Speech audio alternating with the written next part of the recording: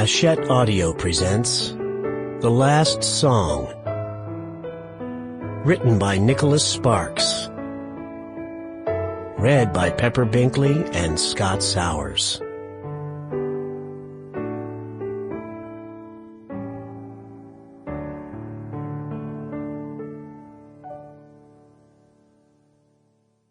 Prologue.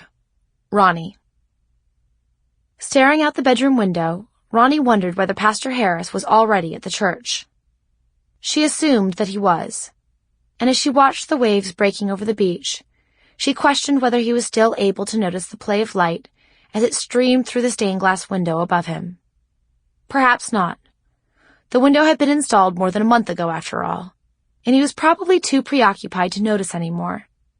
Still, she hoped that someone new in town had stumbled into the church this morning and experienced the same sense of wonder she'd had when she'd first seen the light flood the church on that cold day in November.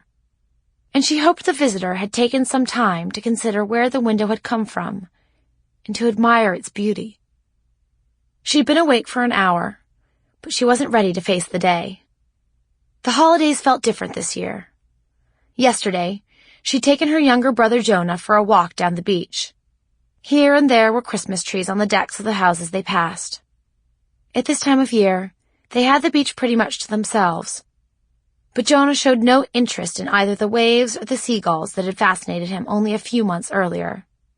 Instead, he'd wanted to go to the workshop, and she'd taken him there, although he'd stayed only a few minutes before leaving without saying a single word. On the bedstand beside her lay a stack of framed photographs from the alcove of the small beach house, along with other items she'd collected that morning. In the silence, she studied them until she was interrupted by a knock on the door. Her mom poked her head in. "Do you want some breakfast? I found some cereal in the cupboard." "I'm not hungry, Mom."